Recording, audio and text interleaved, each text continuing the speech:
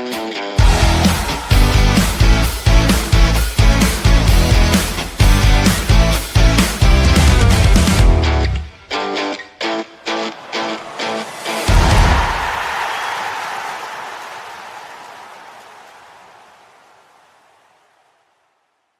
everyone. Welcome along. This is the Everything is Black and White podcast, and I am not Andrew Musgrove. You have been saved from Andrew today. This is Sam Mulliner here, regular guest on the show, of course, and I'm delighted to be joined today by Mr. John Gibson. Gibbo, excellent to see you once again, sir. It would be remiss of us not to touch on last night. I am very hoarse in voice and very dishevelled in appearance, but I'd do it all over again and twice on Sundays. Last night was special. Absolutely wonderful, idyllic. And were we supposed to be worried about recent form? I don't think there was any need to be at all. I mean, it was brilliant. Arsenal, we've just got the number. We've played them 3 times this season, 3 wins, 5 goals scored, not a solitary single goal conceded. And this is the team that's officially the second best in England for 2.5 seasons. They finished runner-up the last 2 seasons, and they're second now. And they couldn't get close enough to us. Not close enough. It was absolutely, they were outthought and outplayed. And really, the wonderful thing for me, Sam, and probably for you as well, is that things had to change because Joe Linton was out. We went and everybody was guessing, is it a 5 that's going to be rigid at the back? How's it going to be? And it was a very fluid 5, wasn't it? People stepped out of the back into midfield, and Shaw eventually stepped onto the edge of their penalty area to rob Rice. It was absolutely wonderful. It was tactically absolutely spot on. The players are up for it. And the amazing thing is, Sam, that the better the opposition, the more we're up for it and the more we get the results, as we've proved. It's when we play with utmost respect, the decent Premier League sides, but not mid-table sides, like, I don't know, West Ham and Brighton and Bournemouth and Fulham, that we struggle. But if you play the top boys, we get the results. And I thought it was terrific, Sam. Yeah, just to pick up on a couple of your points there, John. Yeah, you're absolutely spot on about that fluid back 5, which was a stroke of genius in hindsight. You're right about Cher, and Dan Burn was doing the same in the first half. Dan Burn was leading the press. He was absolutely everywhere. What a performance by so many of the team last night. In particular, and Sven Botman looked back to his best. The 80 minutes he put in was that of a Rolls Royce. What was your favourite moment of the night? What pleased you the most? And it could be anything, ranging from the performance on the pitch to the chant of Mikel Arteta, "It must be the ball." Well, yeah, I think probably that, Sam, because Mikel Arteta has managed to regularly get under my skin. I mean, he's like a well-smacked bum, isn't he? The whole of the world's against him. Everything's wrong. The ball is the wrong weight. There's a wind blowing up the Tyne. Goals are choked off or not choked off, like our winner last season in a 1-0. Well, wasn't it a wonderful goal by Isak in 4 minutes? It was chalked off by the length, the thinness of a hair on your head for offside. And I think above all else, Ma, we're not coming home for tea. We're going to Wembley. Love that. Absolutely love that. So the whole evening was wonderful, but I particularly enjoyed Arteta, who I think is now beginning to run out of excuses, because, as I said, we've played them 3 times this season and we've tucked them up nicely and sent them to sleep 3 times. Yeah, remarkable, really. And it just epitomises this kind of new Newcastle United, because, like you say, there was a lot of worry. I was so incredibly nervous. I was horrendous to be around yesterday before the game. I get very, very nervous. But time and time again, this new Newcastle United side, and I think what Eddie Howe is so good at is taking the emotion out of things for the players on the pitch and himself. The emotion is for the fans and everyone in the stadium. It's not for the players. And that's what I think contributes largely to why they keep on doing this. We were worried, remember, 2 years ago in stoppage time when Southampton needed to score 2 goals in 30 seconds to take it to extra time. We were worried when Lucas Hernandez got one back for PSG to make it 3-1, thinking, oh, well, there you go, 4-3 PSG, well done. And yet, this new Newcastle United under Eddie Howe, it's cold. I say it's cold, but it's cold in performance on the pitch, which is what it has to be. It just keeps proving us wrong, and there's a big mentality shift. Yeah, I think what it is, we are Geordies, and Geordies have been brought up over donkey's years to be to expect the world to cave in on top of us, because it has. I mean, 1969, the last time, 1955 domestically, so we're used to tripping over bootlaces or something coming wrong. It's not often you get Arsenal 4-0 up at half time in a 4-4. It's normally the other way on with Newcastle, isn't it? Newcastle are 4 up at half time and you get a 4-4 draw, like a few years back with Toyota, God bless him. And this is a new Newcastle to us. Now, I think all we've got to do is start tucking up some of these rank and file Premier League sides so that we make certain we make the Champions League. Because the better the opposition, I mean, if we've got any worry at all, Sam, in theory about going to Birmingham on Saturday, it's because they're not the creme de la creme. Yeah. If we play the creme de la creme, we are up for a good time. We've rolled the sleeves so high up, they're over the top of the shoulder, and we're ready for the fight. We're ready for the occasion. It's sometimes when we get into these other games, we seem to get caught out a little bit. But I'm reassured because it's probably going to be a good quality side we face in the final, and we'll get up for it. I believe the difference for me, Sam, now what we're facing going back to Wembley is that the team of 2 years ago was a team that an emerging team. This is a mature team. I mean, when you look at what we had 2 years ago, there was no Anthony Gordon, there was no Tonali, there was no Hall. Isaac and Murphy didn't start. There were big players that went on as subs. Isaac went on as a sub. See him now, what he is. Criminal. Yeah, I mean, it's quite incredible, isn't it? It is. The team is sick. We've got a new skipper in Bruno, passionately desperate to get his hands on a trophy. It's a different team. Tonali, Isaac, and Gordon, three wonderful, wonderful players who weren't taking part at Wembley 2 years ago. He's actually went on as a sub. So it's a different team, and that gives me hope. Yeah, I mean, last point on the League Cup before we look ahead to Saturday, which is, of course, why we're here.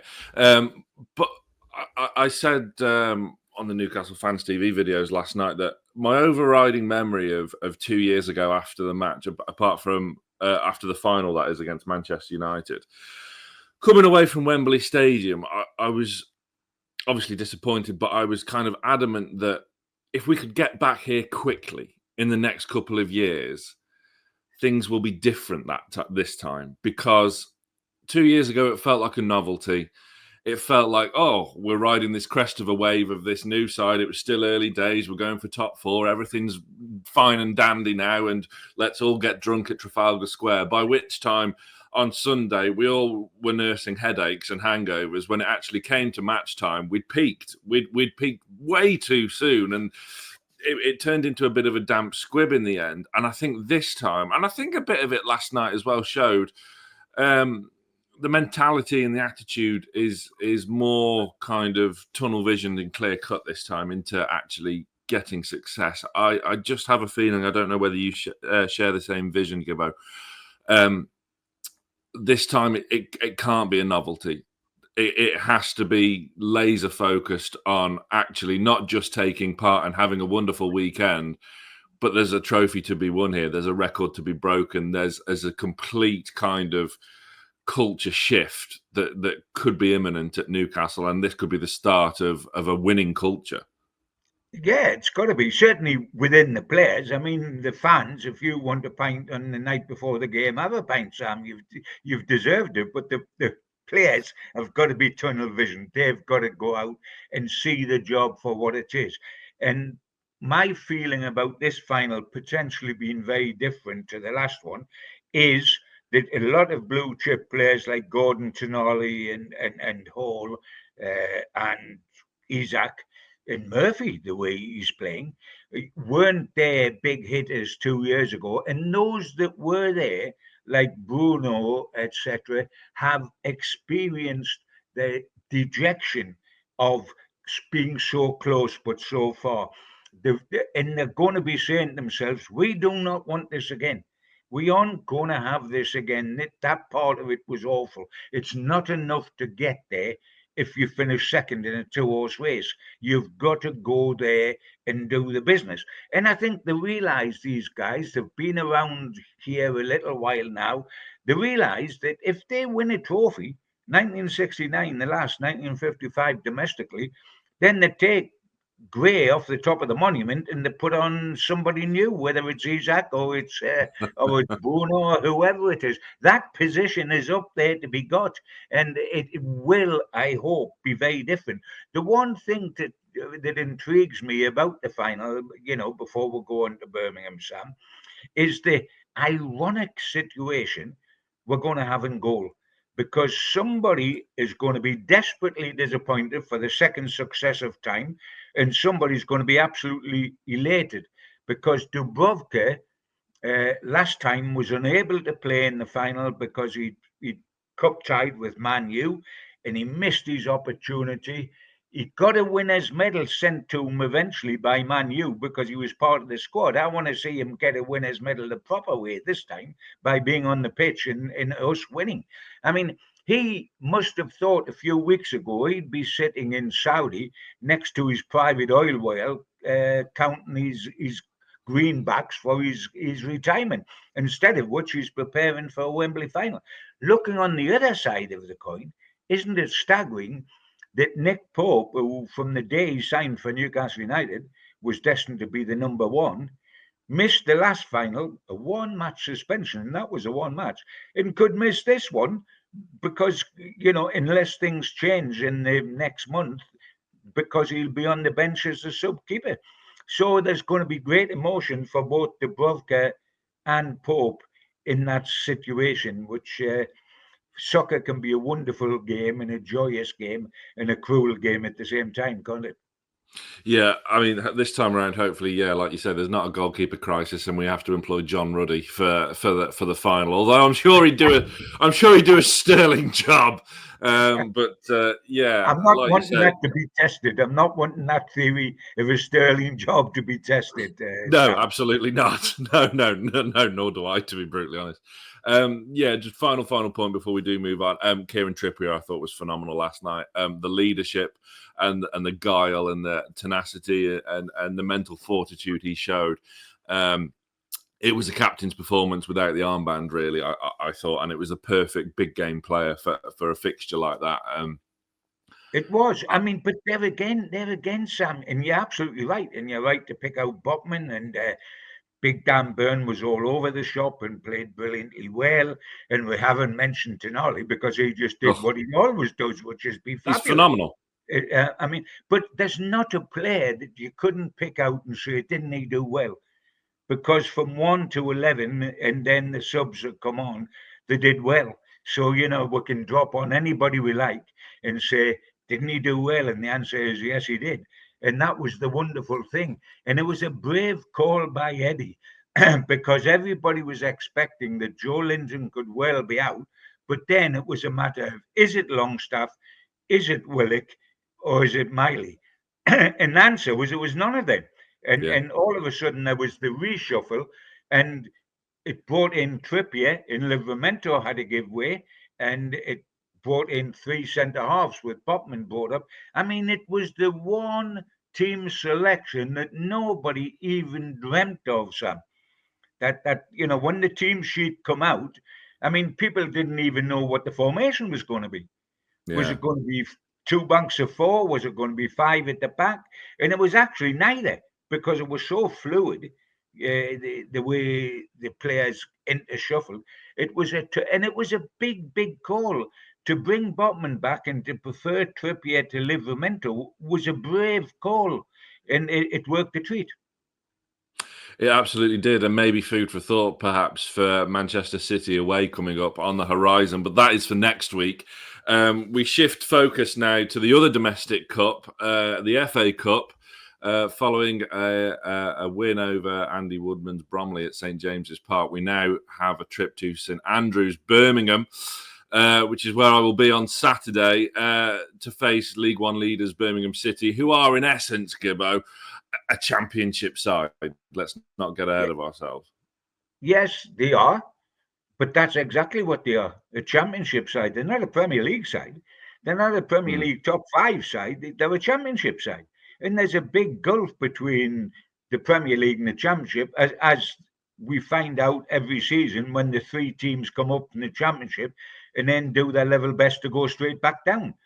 So there is a massive gap. And perhaps, I said it tongue-in-cheek early on, Sam, but that's perhaps the biggest threat to us isn't Birmingham.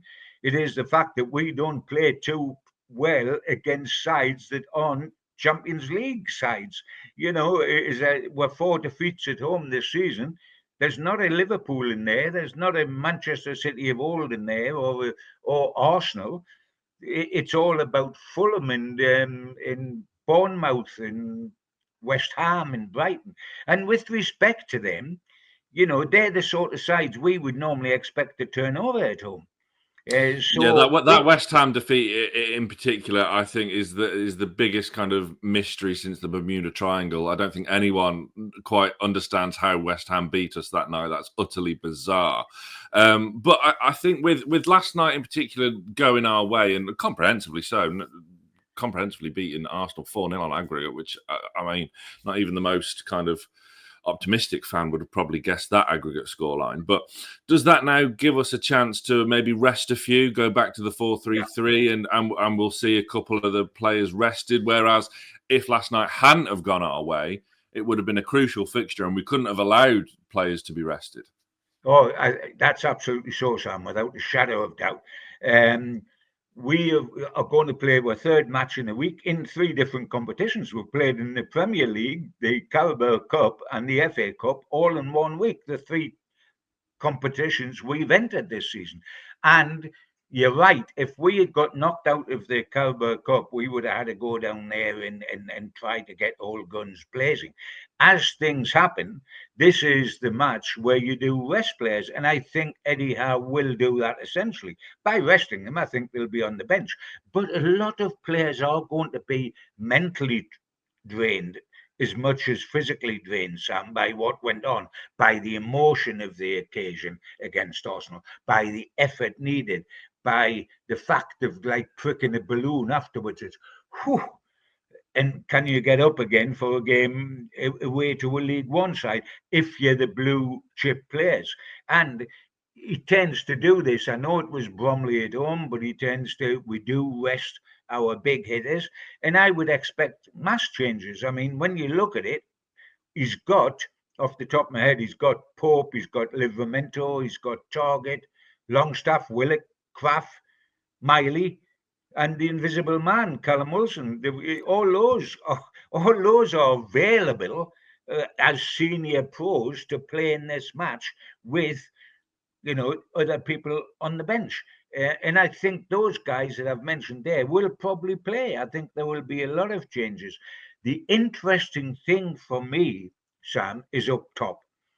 The 3 up, he's not going to want to start, I would think, Gordon and Isak. He probably doesn't want to start Murphy either, but he may have to, because what does he do? We haven't got cover in those 3 positions. All right, he can probably risk starting Wilson for Isak, having had all of 3 minutes last night. That would be a big call. I think it was. By the way, it was great to see Wilson back come on to have 10 minutes last night. But do you think he's ready to go into the starting 11? I don't. And if he did start, he would try to get him to do something in the first 45 minutes and then put Asula on, or do it the other way on, start with Asula, who scored that wonder goal against Bromley, and then put Wilson on. But he'll utilize Wilson on the pitch, most certainly. Whether normally he would start, wouldn't he? in a normal situation. But he had all of 3 minutes and he hasn't started a game this season, which is quite incredible because we're in February. So you would probably start Asula, but it'll work between Asula. What I mean is he can take out Isak and work it between Wilson and Asula for Isak. But who's he play outside right and who's he play outside left? If you wanted Gordon to rest and if you wanted Murphy to rest. And I'm certain he would like to rest Gordon because he's an all-action type player, and it's so much energy goes into it, and twisting and turning and running back and attacking people. I'm certain now, in a way, and of course Joe Linton could play wide left, apart from the fact he's not fit and won't be in taking part whatsoever. I suppose you could put Willock out there, and use Longstaff and Miley in midfield with here and other. But who could play outside right? I'm not certain whatsoever. That will be a problem for Eddie. But I tell you what, Sam, the way he solved the problem last night, mate, I'll leave it to him. He'll get it right. He got it right last night, and he got it right in a way nobody guessed in a million years.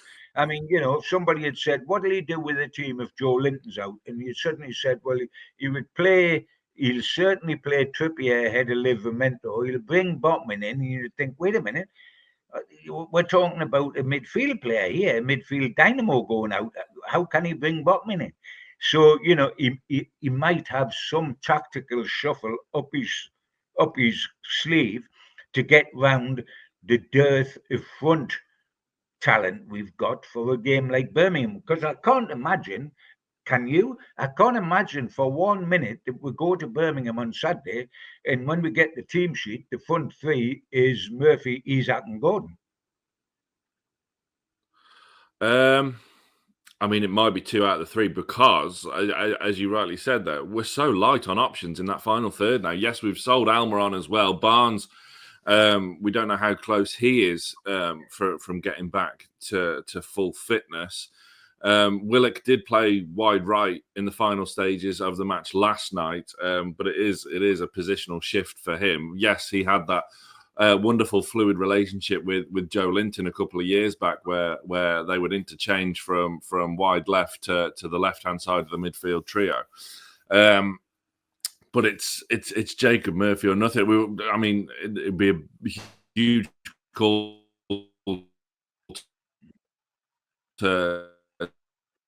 to employ the likes of Trevor Sanusi.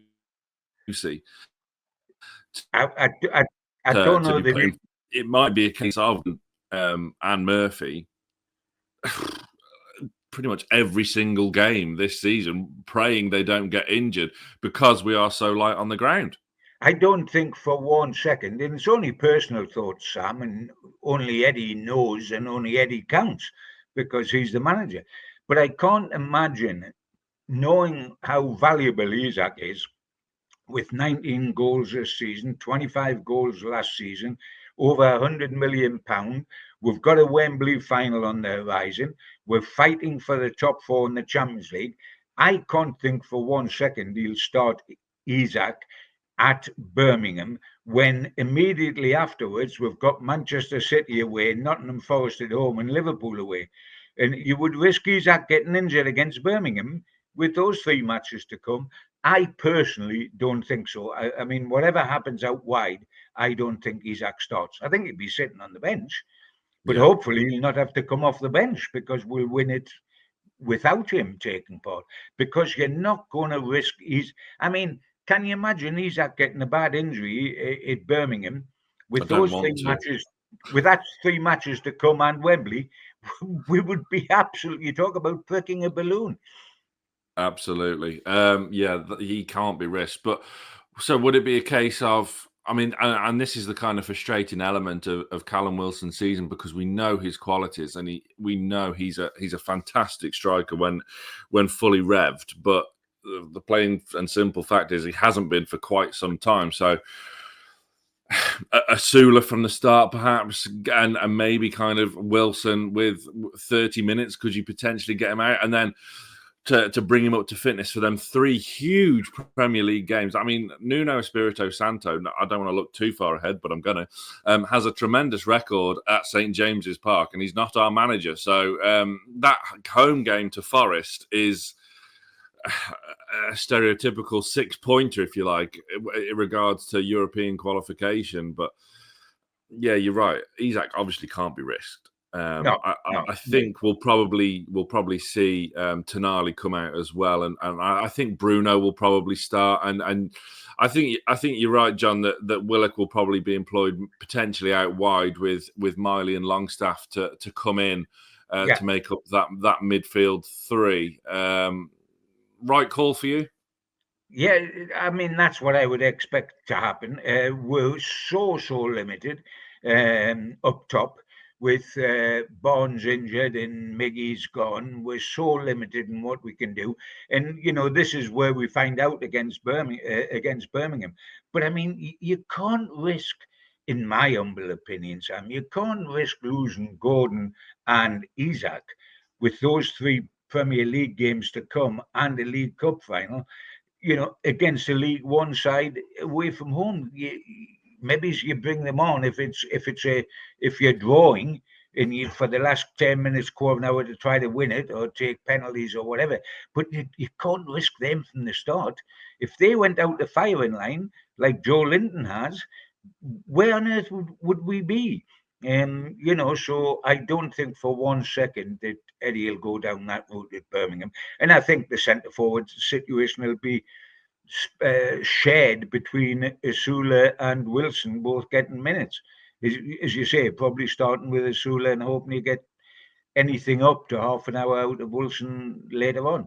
I think Isula scored a wonderful goal against Bromley, but I mean, they're League Two side that stood off him. You wouldn't get that much room to score when we go to Manchester City or Liverpool in the next 2 away games. The boy, please, will be a big star, but he's really raw at the moment, and he's not Premier League class. But we're not playing Premier League, and you would put him in this game, I think, and then use Wilson's expertise to come on and hope you can get a quarter of a shift out of him, I guess. Yeah, I agree completely with you on Asula there. Still very, very raw indeed. We touched on the goalkeeper situation earlier, looking ahead to the Carabao Cup final. But is this the chance for Nick Pope to kind of restake his claim, if you like? Because he would normally expect to, when he returns from injury, to come straight back in and revert to type and away you go. But he's got a bit of, with the form of Martin Dubravka this time around, he's got a bit of a job on his hands, and he's not seen that introduction straight back in. Is this his kind of, I suppose, big chance to kind of restake that claim with that cup final on the horizon? Yeah, I mean, it sounds peculiar, isn't it, to think that we would rest Dubravka along with people like Isak and Gordon to keep them for the 3 big Premier League games, and Nick Pope might stand in the meantime. I think Nick Pope will definitely play in this game. He hasn't played for Youngs. He needs games, and I think they'll switch a lot. I think Livramento will play, for example, because he was left out the other night. I'm certain he will start there.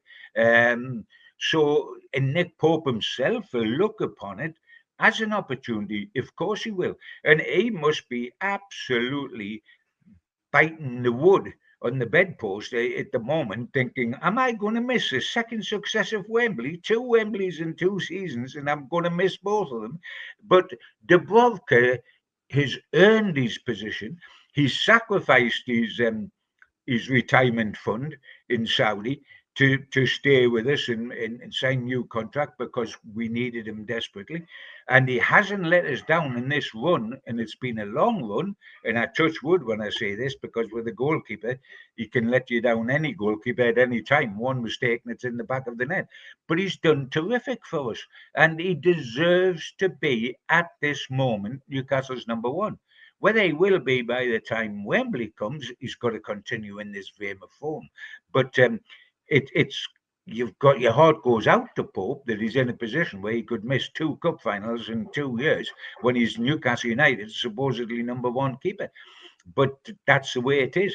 Dubravka had heartache last time at Wembley, he would have played at Wembley, but for the fact that he played for Manchester United in passing and therefore couldn't play for us. So it's going to be interesting. But I would expect Nick Pope to play in this particular game.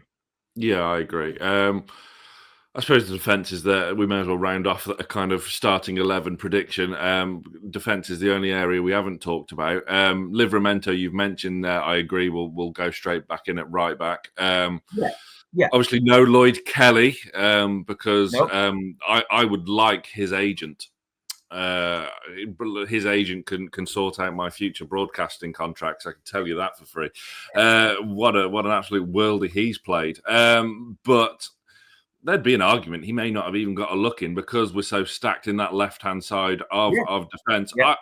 I would sort of predict now Kraft is back fit and he has that flexibility to be, well, with Lascelles still injured with that long-term ACL, Kraft is still in essence not just a backup right back, but he is the kind of second choice right-sided centre half. And I don't know if you would agree, John, but I would expect him to play alongside maybe Sven Botman for this one. Yeah, I would think they'll go Livramento, Kraft, and maybe even targeted left back. Yeah. To protect Hall, and then you pick between Botman and Byrne. But I think you go with Botman because he hasn't been in the team. He was in the team after his injury, then he went out. Burns played virtually every game, everywhere. He must be exhausted. Having run all around St James's Park for an hour and a half, and he played every position last night, didn't he? He loved it though, didn't he? You could tell he absolutely loved it. And therefore, I think Botman, who will only get better with games, and there's a week off after this one before the next one, I would think Botman would, mind you, every time we say something, Sam, Eddie comes out with something totally different in at least one position when the team sheet comes. But I would expect, yes, that to be the back four. And I think you're right. I think he'll probably keep Bruno in midfield as the skipper. I think he did that against Bromley, and go with Longstaff and Miley and Willock outside left, to Sula starting, and then what can you do outside right but Murphy? Yeah, this was just. I mean, you would have thought Almiron would have been a shoo-in, but it was obviously the right time to sell. Yes, it was. It was. I mean, I think individually, Sam, I think the sale of Almiron and Kelly was good business. Both of them. Fantastic. Both of them were good business, because Kelly's done nothing. He's a free transfer. It's 100% profit, 20 million, not to be sniffed at. Almiron, bless him, and thank you for everything you did, Miggy. But I mean, his price was going down and down and down by every window. He's well past his sell-by date. What it did do was meant, at least numerically, our squad was lighter than when the window opened. So when it closed, it was lighter by 2 senior players. And that's the concern. And it's not so much a concern for Kelly, but it's a concern up top with nobody coming in. And because we are skating on thin ice, and we've got to get the prayer mat out, that these three front guys, who are the essence of this team for me, Sam, they torture teams. Those three torture teams with their pace, their directness, their ability. They sort of dovetail beautifully together. But they're all vulnerable because we are short of cover in all those positions. So we've desperately got to keep them fit over the run in for the Champions League and for Wembley. Yeah, couldn't agree more. Hopefully to see Sanusi off the bench again. Though he looks a very bright young spark at a very young age. I don't think he will start by any way, but it'd be good to see him off the bench again, like he did against Bromley. And I think as well that Judd, from your comment there about the front three, that's why the formation worked so well against Arsenal last night. Was that to play on that counter with the back five, they have the pace and dynamism to really hurt teams on the break. And we saw that with, Saliba and Gabriel, probably the best centre-half pairing in the Premier League. Isak was toying with them at times. Tortured them, didn't it? tortured them. They were absolute. They nearly corkscrewed themselves into the turf, looking over their shoulder to find out where he was. Like, where's he gone? Where's he gone? They were just turning themselves into the turf.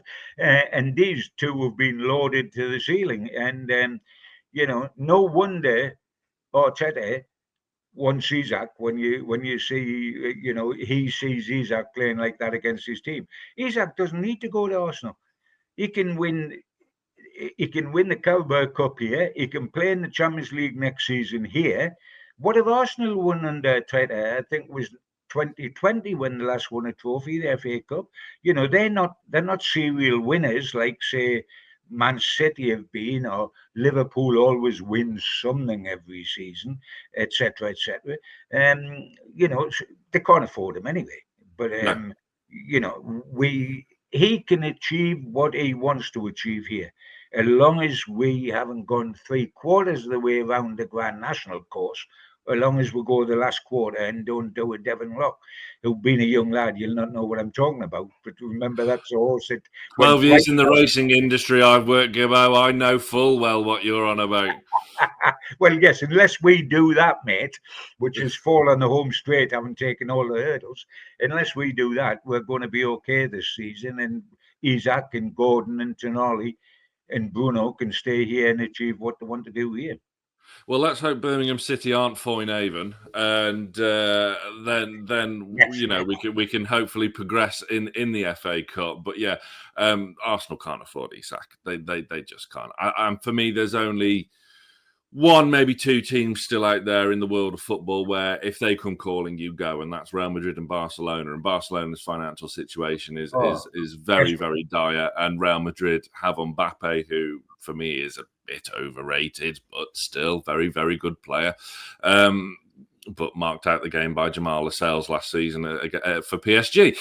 But look, the FA Cup has a wonderful, rich history of upsets. We have had our fair share and probably someone else's share of upsets going against us down the years. It's been selected as a live TV fixture for that reason, I'm guessing. Birmingham, full of confidence, top of the league by quite some distance now, and they have two games in hand over Wrexham and Wycombe. This isn't a foregone conclusion, is it? We do have to be a bit careful. Oh, without a shadow of doubt, because they'll put out their full side. We won't put out our full side. They will smell an opportunity of causing an upset. We've got the cigars out in the deck chairs, having won and got to Wembley and done very little training. This is their thinking between Wednesday night and going down to Birmingham. We'll have half a team out, but we're still called Newcastle United, so it would still be a shock sensation. And they will sniff blood in the water. They'll think it's possible to do it. And it is theoretically possible to do it. But equally, I believe if we have if Pope, Livramento, Target, Longstaff, Willett, Kraft, Miley, Wilson, if they're not capable of beating Birmingham, they shouldn't be getting a payroll on the Premier League side.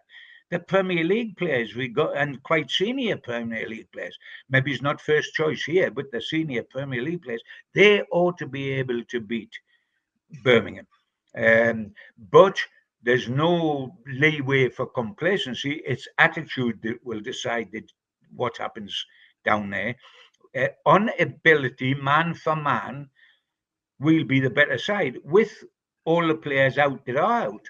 Because, you've got to say Livramento, Pope and Willock, Wilson, they're better than League One. Then they're better players in League One, so they should be superior. Now, if that is so, if we are man for man a better team, the only thing that can stop us is complacency, not being able to raise ourselves. But if there's all those changes, surely those guys have got reasons to want to play well. Pope and Livramento, they might get in at Wembley, but they're not going to get in at Wembley if they trip over at Birmingham. So they've got to go and, all these guys have got a chance of playing at Wembley, even if it's off the bench. So there's plenty for them individually. I think it would be more risk if you put exactly the same side out again. where they're a bit exhausted. They have got the cigars out. We're at Wembley anyway. Do we need to go to Wembley again? We'll go through the game in an ordinary way, and if we win, we win. If we don't, we don't. But we've got fresh faces with things to play for. Not least getting something at Wembley. Is it as simple as that, though? Because this is the kind of one aspect where Eddie Howe's Newcastle haven't been completely infallible because of Cambridge, because of Sheffield Wednesday, which was a horrendous performance at Hillsborough. And we got very fortunate against Blackburn as well, where Dubravka saved us in a penalty shootout. Like I said, there's been so many countless matches. Like we hated the FA Cup for a long time, and it's the kind of one trophy that maybe most Newcastle fans would kind of want the most as the first one. By all means, now it's the Carabao Cup, but we are still a bit vulnerable in games like this. Do you think potentially that playing away from home could be not an advantage, but that's the kind of game where, like you say, the West Ham game, Brighton, like Fulham, where the stadium isn't a cauldron. It's whereas we've got quite a big away section at St Andrews on Saturday, who will be very, very vocal. Could that be an advantage? Perhaps. I think it could, Sam. If we were at home to Birmingham, a League One side, on Saturday, after what we did on Wednesday night, the atmosphere wouldn't be the same. It would be a damp squib, wouldn't it? Because we would be playing effectively almost a reserve side against a League One team in a stadium. Not the passion of Wembley at the end of it like there was with Arsenal. And, it would be a bit of a downer. So we're playing away against this side. You've got to remember, we are going for our 6th successive away win at Birmingham. That is unbelievable. I'll repeat it again. We've beaten Ipswich, Manchester United, Spurs, Arsenal, and Southampton away from home in our last 5 away games, all Premier League sides. Now I used to be terrified to go away because we were, in terms of results, because we were just tripped over our bootlaces every time we went over the Tyne Bridge. Now, that's a better record than our home record. When you look at the 4 matches we've lost at home, and I know it's almost a very peculiar game, Sam, to forecast, because we have no idea to start with what the team's going to be. The actual 11 that's going to start, we just don't know, and we've got to guard against complacency, etc., etc. It won't be easy, and I think it won't necessarily be pretty, because it's not the first team, and these guys don't play together regularly. That will be selected. I don't think it'll be pretty, but I tell you what, every team on a cup run always has difficult games that are forgotten about. I remember Newcastle in what was it, 74, when we went to Wembley, and we got through every round away from home because we were held at home by people like Hendon and Scunthorpe. And 55 when we 51, 52, 55 when I was a little bairn supporting them, and the cup was ours by right. We just kept it every season. We played York City in the semi-final to go to Wembley, and we had to get a replay against York City to get. Everybody forgets that because they look at the final and we won. But we played York City from the third division in the semi-final, and they held us to a draw, and we won the replay. There's always difficult occasions, and I think Birmingham will be difficult, and I don't think it will be pretty. It'll not be vintage Newcastle like it was at Arsenal, like it was at home to Arsenal, like it has been in so many other games that we've won against top opposition this season. I don't think it'll be any of those things, but you know what? I don't care if there's a W next to our name at the end for win. That's all that matters in the FA Cup at Birmingham. We win, come home, say thanks very much, look forward to the draw, and get ready for Man City. I couldn't agree more. I was going to make that point. I was asked in the Strawberry last night about what do I think the score was going to be, and my response was very blunt. I don't care. It's knockout football. And when you're in these competitions, it doesn't matter. Just get through. It doesn't matter how you do it. Like you say, as long as there's a W next to our name, and we're in that in the bag for the 5th round draw, that is all that matters. I suppose we should round off with a bit of a prediction then. We've kind of gone through our predicted starting 11. I don't think we'll be far away from it. No. It won't be pretty. Are we going for a narrow win then? Yeah, I'm going for us to win. And I don't care how narrow it is or what it isn't, because as you rightly said, Sam, it's knockout football. And with the team we've got out, whatever team that will be, it will certainly be far from full strength. And when you look at the front three, that have fired us to where we are, and imagine that all three may not start in this game and that we have no cover, you're not going to think that you're going to run away by 4, 5, 6 or 8 like we got at Sheffield United the other season. I don't think it's going to be like that, but I don't really care, because as long as we get through and keep this mood of winning, keep our options open, we've still got 2 Wembleys on the go plus the Champions League. Then we get our sleeves rolled up and we look at sorting out an aging Manchester City, doing to Forest what we've done twice already this season at their place, which has knocked them out the League Cup and beat them 3-1 in the league, and then get stuck into Liverpool and give them a worry before we meet them in the final, which is probably what we will be doing. But as I say, I don't mind playing the big sides. It's the smaller sides that are a bit of a problem. But I'm taking us to get through. And, you can stick any scoreline on it you want. It doesn't matter. If it's 1-0, it's 6-1. Goal difference doesn't apply in knockout competitions, does it? So we don't really care.